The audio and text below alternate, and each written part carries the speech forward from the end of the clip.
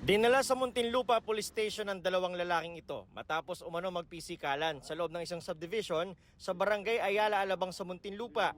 May sugat pa sa noo ang isa sa kanila. Nag-report lang po sa akin yung dalawang driver na may nag-aaway daw po doon sa kanila.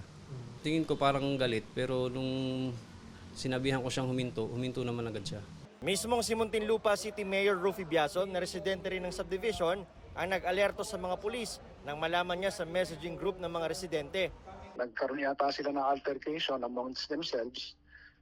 Pareho silang empleyado nung naninirahan dun sa bahay, and then nung nagkatakbuhan, yung isa yata pumasok sa ibang bahay. Opo. So kaya natakot siyempre yung residente doon. Pero giit ng parehong lalaki, hindi raw sila nagsuntukan. Hindi talaga away na as in malalang away. So sa pag-ano lang siguro, sa pag-interpret ng mga tao dun sa paligid. Nangyari sa noo nyo, saan tumama yan?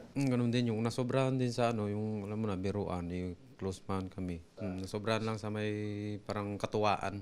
Sa investigasyon ng Muntinlupa Police, mga pulis sa mga lalaki. Ang isa ay police corporal habang patrolman ng isa pa. Sabi ng pulisya, pareho silang miyembro ng Special Action Force o SAF at nakadestino dapat sa Zamboanga. Sa ngayon po, under investigation sa aming opisina itong dalawang PNP member. So as of now, yan ang aming mako-confirm, and sila ay members ng support unit. Support unit po ng PNP. Nang tanungin kung anong ginagawa nila sa subdivision, doon ba kayo naka-assign? Waiting for investigation, sir. Antayin na lang natin. Hindi namin masabi lahat ng information, sir.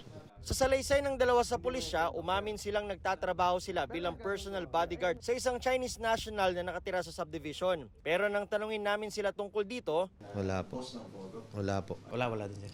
batay pa sa impormasyong nakuha ng pulisya, utos nila ito ng isang battalion commander sa Zamboanga City. 40,000 pesos daw ang sahod nila, pero kalahati o 20,000 pesos ay napupunta umano sa kanilang batalyon. Wala pang pahayag ang dalawa kaugnay nito. Ayon kay NCRPO Chief Police Major General Jose Melencio Nartates, kailangan may basbas ng Chief PNP sakaling kailangan magbigay ng seguridad sa isang private individual o VIP.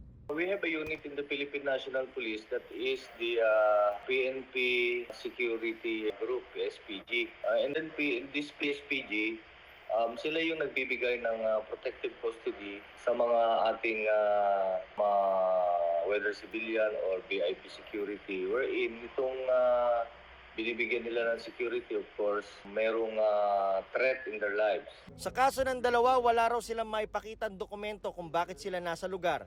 No cover up, no whitewash. Makasuhan yung dapat makasuhan, and whether criminal case or administrative case on the part of these two PNP personnel. Kinumpirma naman ni SAF Acting Director Police Brigadier General Mark Pespes na miyembro ang dalawang pulis ng SAF at ire-relieve sila sa serbisyo para sa investigasyon. Sinusubukan namin kundan ng pahayag ang pamunuan ng village at ng barangay. Naharap ang dalawa sa reklamong alarm and scandal. Ayon kay Mayor Biazon, hihingi sila ng tulong para i-verify kung ang employer ng dalawang pulis ay may kinalaman sa Pogo. Baka nga related lang sa purely illegal activities.